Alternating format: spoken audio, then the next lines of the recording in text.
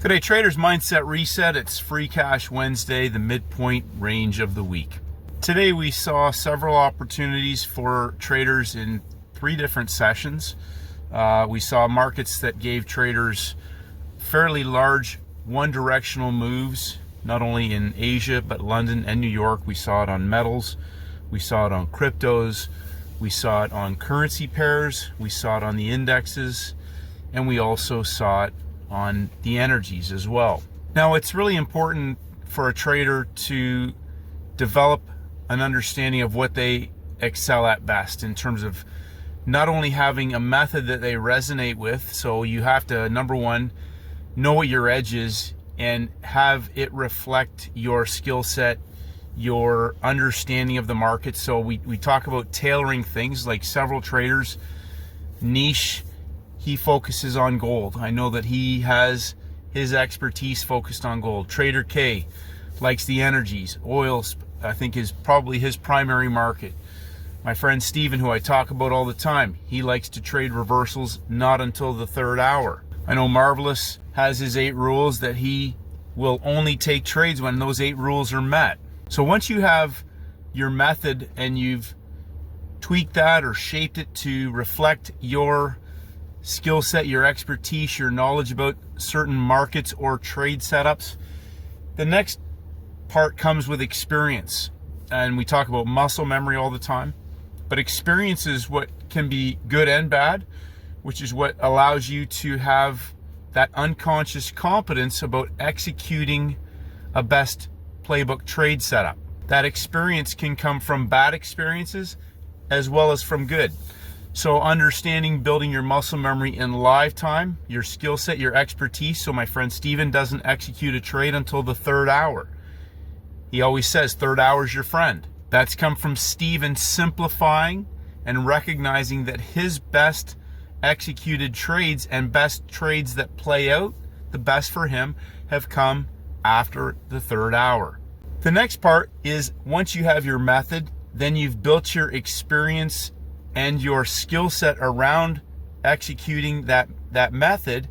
The next part is having the discipline to stick to your plan and the conviction to execute that trade setup flawlessly. Like Steven says to me, you have no choice. When your setup presents, you execute the trade, which again has come from experience, building muscle memory in live time, executing the trades.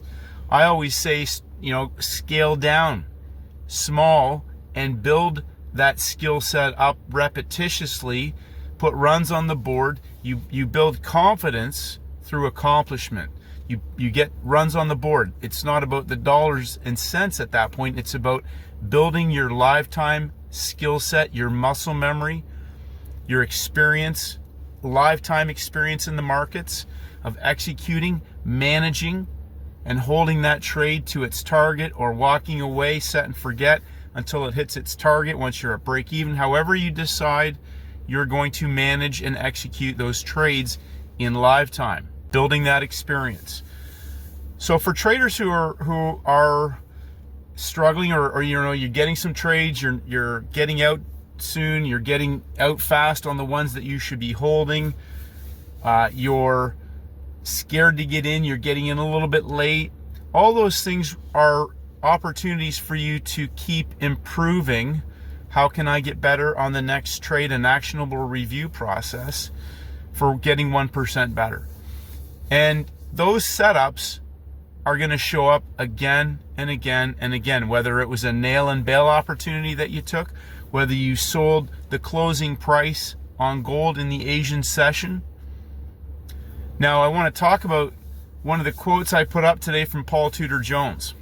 Getting in on that 3rd level is something that you cannot be taught in the classroom, that he talks about when you're in on the 3rd level. So when we have a market that's fallen from the high of the day, the closing price, the highest closing price of the month, and we've got a monkey hammer dropping from Asia, London, we're now in the 3rd session on level 3. My question for traders is trying to counter trend a level 3 part of your playbook? Obviously, there's a reversal possibility in that session. But this begs the question for traders, where I asked the question, what setup have you mastered? Now, my friend Steven likes to trade reversals. I always joke with Steven that I like to trade the 3-day reversal, the first red day reversal, the monkey hammer reversal. Those are the only two that I really want to trade, whereas Steven will trade breakouts after the third hour from 10 a.m. onwards. Now, that's front side. Ideally, he's going to trade the monkey hammer on the back side, whereas today we had a third hour coil from a first red day. The first red day on NASDAQ actually started last Thursday. The monkey hammer trade on Thursday continued into a first red day on Monday that closed in breakout. Made a lower low on Tuesday for a pump. How does price behave on the day? Dump template, coiled at closing price on Wednesday, day 3. Now, here's the next part of the conversation, is that tracking the markets, you know, a few traders messaged me and said, oh yeah, but that was subtle, or that's this and that's that. You have to understand what setups are you mastering, and then pick a basket of instruments and develop the process, the day in and day out process of just marking your charts. Higher 1 days of breakouts, 2 days of breakouts, a first red day, whatever that is, but then having the patience for letting that market set up. We're at the midpoint range of the week. So there are certain setups that will show up on certain days of the week consistently. Now, I put that cheat sheet in the playbook course area, the midweek Wednesday signal day cheat sheet, but there are other 3 days of breakout trader setups that will show up on the back side of the week. We can see Thursday, day 2 on the backside, set up for a Friday trade. So understanding which instruments give you which types of setups the most consistently. For example, currencies don't offer the monkey hammer as frequently as the metals and the indexes. Now, that's typically a backside of the week trade. Currencies will offer other trade opportunities, first red day, first green day, Friday reversals, more consistently than some of the other markets, even though they offer those setups. So different things that you resonate with best may show up better on different instruments consistently at certain times of the month. My point today is to try and give traders that understanding about, again, yourselves, what you may identify with the best, narrowing that basket down. So if you're struggling to find 1 or 2 really best playbook trade setups in your basket, understand which instruments are going to offer you the best setups for the setup that you're hunting. Not beat yourself up about missing trades. Remove a couple things out and narrow your focus down, as Steven says, simplify, peel the onion back, so that you can start to identify those best playbook setups more frequently and separate a session opportunity from a 5-star opportunity. Like Steven, I joked about this before. He had a buddy that was so focused on trying to make $200 a trade, he'd missed out on the $20,000 trade because he got caught into the minutia of little things. Now, my next point today is one and dones, locking in the money, not chasing stuff if you've missed the train leaving the station on these types of days. So last night we had opportunities on the metals, silver and gold. Perfect playbook, textbook setups for all-in ACB opportunities, at least into the US blow-off in the first hour. Once those markets have left the station, again, I asked the question, is cherry picking off the bottom today on that type of trade setup? As soon as I was done, I said to Steven, gold's shut now for me. Gold's closed down. I don't even care what it does. Steven traded the NASDAQ. He doesn't care what it does after he's out of the trade. He could care less. One and done means I executed the trade. I'd made a decision where I'm getting out. The trade is over. I shut off that screen. I'm not looking at gold anymore. Indexes are about to open. I narrowed that down. I'd already taken a trade. I'm one and done, but I saw a pump and dump opportunity a dump and pump on the open. Obviously, that transpired into a dump. High close of the week on the DJ. But we also had a first green day, which coiled sideways. So a nail and bill versus a larger time frame dump. Later, we saw dumps on the S&P.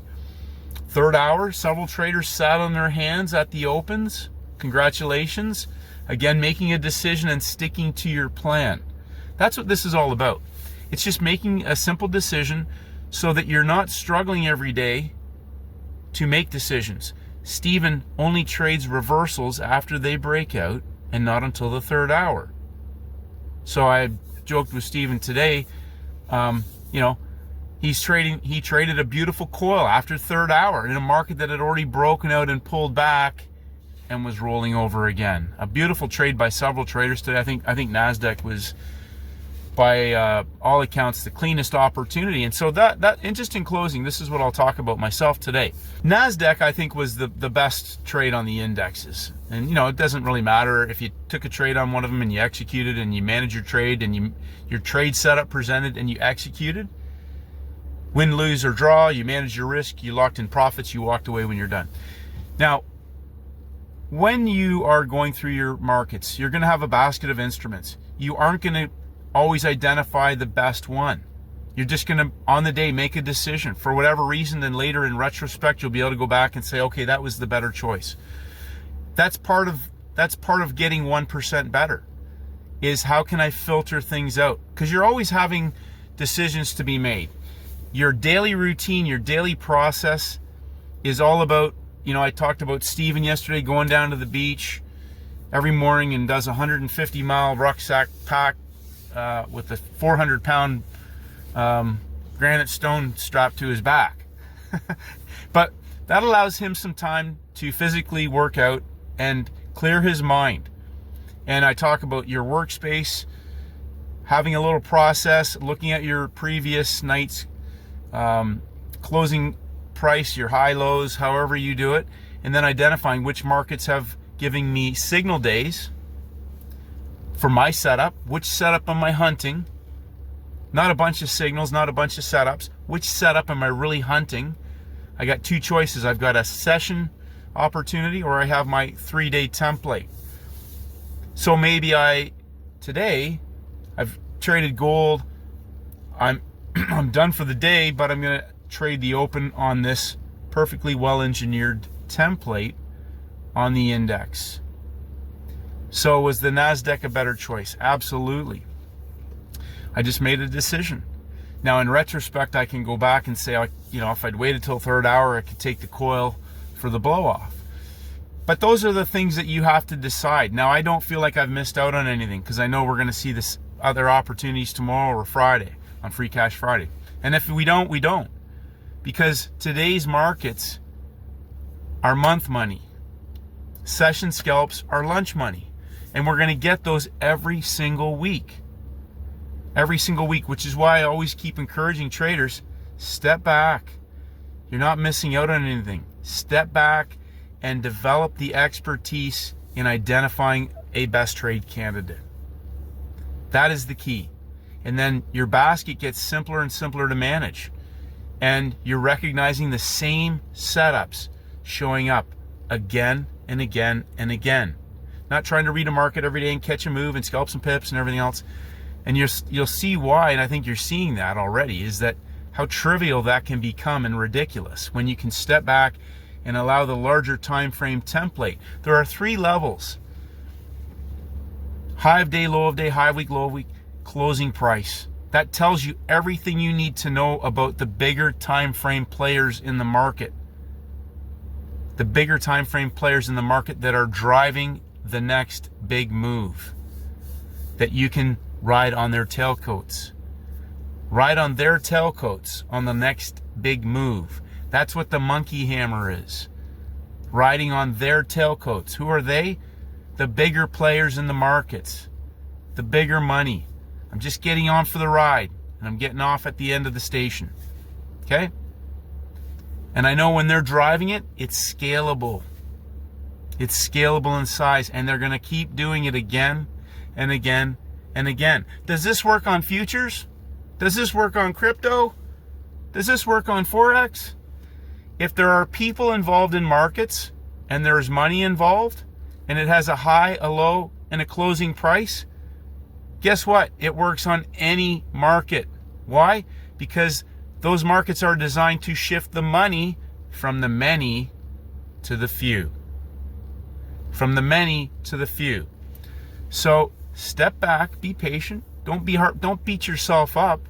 Step back and pat yourself on the back for being in the right game where opportunities are never going to stop to come back again and again and again. Develop your expertise on recognizing when your edge presents, the method of entry, profit taking, risk management, and exiting the trades. Repetition, confidence comes from accomplishment. And then the discipline and conviction to execute that trade when your setup presents repeatedly, again and again and again.